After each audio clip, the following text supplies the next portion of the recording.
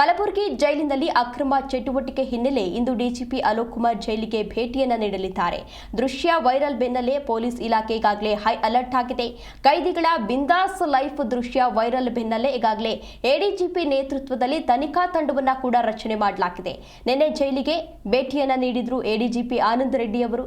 ಜೈಲಿನ ಕರ್ಮಕಾಂಡದ ಬಗ್ಗೆ ನಿನ್ನೆ ಜೈಲಿಗೆ ಭೇಟಿ ನೀಡಿದಂತಹ ಸಂದರ್ಭದಲ್ಲಿ ಕೆಲವೊಂದಷ್ಟು ಮಾಹಿತಿಯನ್ನ ಕೂಡ ಸಂಗ್ರಹಿಸಿದ್ದಾರೆ. ಇವತ್ತು ಡಿಜಿಪಿ ಅಲ್ಲಿಗೆ ಭೇಟಿ ನೀಡುವಂತಹ ಸಾಧ್ಯತೆ ಇದೆ. ಅಂದ್ರೆ ಸೋಷಿಯಲ್ ಮೀಡಿಯಾದಲ್ಲಿ ಈ ವಿಡಿಯೋ ಏನಿತ್ತು ಅದು ಸಿಕ್ಕಾಪಟ್ಟೆ ವೈರಲ್ ಆಗಿತ್ತು. ಜೈಲಿನಲ್ಲಿ ಮದ್ಯ ಸೇವನೆ ಮಾಡ್ತಾ ಇರೋದು, ಸಿಗರೇಟ್ ಸೇರ್ತಾ ಇರೋದು, ಕಾರ್ಡ್ಸ್ ಆಡ್ತಾ ಇರೋದು ಎಲ್ಲವೂ ಕೂಡ ಸೋಷಿಯಲ್ ಮೀಡಿಯಾದಲ್ಲಿ ಸಿಕ್ಕಾಪಟ್ಟೆ ವೈರಲ್ ಆಗಿತ್ತು. ಸಾಕಷ್ಟು ಆಕ್ರೋಶಗಳು ಕೂಡ ವ್ಯಕ್ತವಾಗ್ತಾ ಇತ್ತು. ತಪ್ಪು ಮಾಡಿ ಜೈಲಿಗೆ ಬಂದಿರ್ತಾರೆ, ಅಂತಹ ಸಂದರ್ಭದಲ್ಲಿ ಇವರಿಗೆ ಈ ರೀತಿ ರಾಜಾರೋಷವಾಗಿ ಸಿಗರೇಟ್ ಸೇದಲಿಕ್ಕೆ, ಮದ್ಯಪಾನವನ್ನ ಮಾಡಲಿಕ್ಕೆ ಪರ್ಮಿಷನ್ ಕೊಟ್ಟವರು ಯಾರು ಎನ್ನುವ ಪ್ರಶ್ನೆ ಕೂಡ ಎದುರಾಗಿತ್ತು. ಅದಾದ ಬಳಿಕ ಈಗಾಗಲೇ ಒಂದು ಟೀಮ್ ಅನ್ನ ಕೂಡ ರಚನೆ ಮಾಡಲಾಗಿದೆ. ಆ ಟೀಮ್ ಇಂದ ಈಗಾಗಲೇ ತನಿಖೆ ಕಾರ್ಯ ಕೂಡ ಆರಂಭ ಆಗಿದೆ.